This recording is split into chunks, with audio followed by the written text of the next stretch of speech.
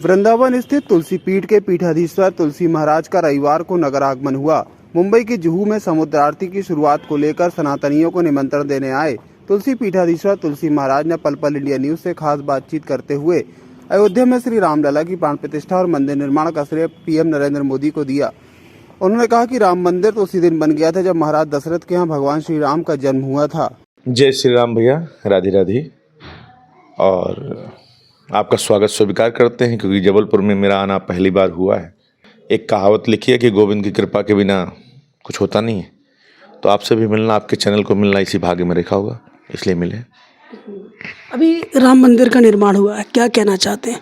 राम मंदिर का निर्माण अभी नहीं हुआ है। राम मंदिर का निर्माण दशरथ के समय जब बालक बन के भगवान खेले थे तभी हो गया था। एक जहाँ पे उनको रहना चाहिए वो उचित स्थान उनको प्राप्त हुआ, उसका सारा श्रेय प्रधानमंत्री जी को जाता है और जिसके लिए मैं बहुत बहुत धन्यवाद करता हूँ। और उसमें सारे देशवासी जितने सनातनी हैं, जिन्होंने निष्ठा से दिल से, उसमें चाहे कार सेवक हों, जिन्होंने युद्ध लड़ा, जिन्होंने मस्जिद के हटाया, जिन्होंने किए, जितनी भी आत्माएं उसमें काम की, जिन्होंने दिल से उसको प्रयास किया, मैं सबको साधुवाद देता हूं और सबको ये बहुत बहुत बधाई देता हूं कि उनका जीवन का जो उद्देश्य था वो सफल हुआ। तुलसी पीठाधीश्वर तुलसी महाराज ने समुद्र की आरती शुरू करने के पीछे कारण बताते हुए कहा कि नदियों की आरती कोई आडंबर नहीं है, बल्कि आरती के जरिए बच्चों को संस्कार देना इसका मकसद है। देखिए, मैं इतना ही कहूँगा कि गंगा, गोदावरी, कावेरी, यहाँ तक कि गोमती आरती हमने शुरू की थी लखनऊ में। पहले गोमती की आरती नहीं होती थी, जो कि पीलीभीत से लेके और मार्कंडेश्वर महादेव सैदपुर तक हैं। हमारा उद्देश्य नदियों की आरती या घर घर आरती का ये नहीं है कि कोई हमें अपना वरदस्त बनाना है। इन आरतियों से हमारे बच्चों को संस्कार मिलेगा, इन आरतियों से हमारे घर में संस्कार आएगा और इन आरतियों से भारत को भारत जानने का जो तरीका है, भारत कैसे आगे भारत है, हमारे भारत में क्या सोने की चिड़िया, हम भारत कैसे सोने की चिड़िया कहें।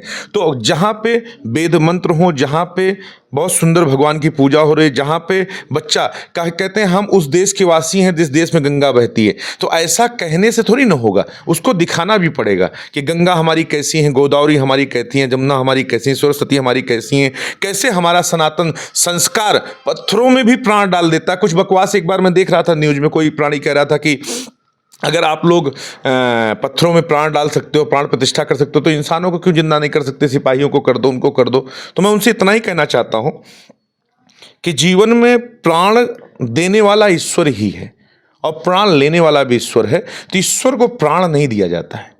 और जो मान लीजिए, अगर आपको हम एक छोटा सा एग्जाम्पल दें कि दुनिया में, तो इसी प्रकार से आपका हमारा जो आरती का संदर्भ है, जो हम आरती करने जा रहे हैं, समुद्र महा आरती जो हमारा मुंबई में जुहू में होने जा रहा है, उसका निमंत्रण मैं जबलपुर को देने आया हूँ। पूरे जबलपुर वासियों को मैं निमंत्रण करता हूँ जो सनातनी हैं। मैं नहीं कह रहा हूँ कि कौन, उसमें चेक करें खुद कि जो सनातनी है वो आए, क्योंकि धर्म सिर्फ एक है, सनातन, बाकी सब संप्रदाय। तो इसलिए सनातनी जितने भी जबलपुर के हैं, मैं परिहार जी को भी उनके सब परिवार को इनवाइट करने आया हूं। उनसे हमारी मुलाकात हुई तो परिवार हमारे साथ 8 भाई हैं लोग, इनके यहाँ बड़ा सुंदर सुंदर कार्य होता है सनातन का। तो हमने कहा आप भी चलिए पधारी। तो उन्हीं के निवास स्थान बैठ के आज सबको निमंत्रण देने आया हूँ, बताने आया हूँ कि विश्व हिंदू परिषद, RSS या यहाँ पर जितनी संगठन चलते हैं वो भी, और जो संगठन नहीं चलाते वो भी, आम जनता, सबका आह्वान है कि सब लोग समुद्र आरती में आइए और देश को सनातन बनाइए। और देश में बेरोजगार भी खत्म होने का वो रास्ता है, इसलिए ऐसा करें। स्वरूप क्या होगा, किस तरह की तैयारी उसको लेके आपकी है? मेरी तैयारी इसी से पता लग रहा होगा कि मैं जबलपुर में आपको ढूंढ के आपको बुलवा लिया, आपके चैनल को बुलवा लिया। तो मेरा उद्देश्य तो ये जरूर है, अगर स्वरूप ये होता कि मैं एक एक कार्ड देने वाला होता तो मैं मीडिया को संबंध नहीं करता। मैं तो अभी तो ये भी कहूंगा कि आपके द्वारा भी जितनी सूचनाएं हैं ये मीडिया बाइट हर जगह दे दीजिएगा, ताकि आप ही हमारा कार्य सफल कर पाएंगे, क्योंकि आप भी सनातनी हैं। तो हम सब मिलके इस कार्य को इस विशालता से करें कि जिस समुद्र देवता को, जो लक्ष्मी के पिता हैं, स्वयं वृंदा तुलसी के ससुर हैं, जलंधर जिनके पिता हैं, ऐसे जिन्हें भगवान राम ने स्वयं पूजा राम सेतु बनाते समय, तो ऐसे जो सगर के पुत्र सागर हैं, जो राम के कुल वंशज हैं,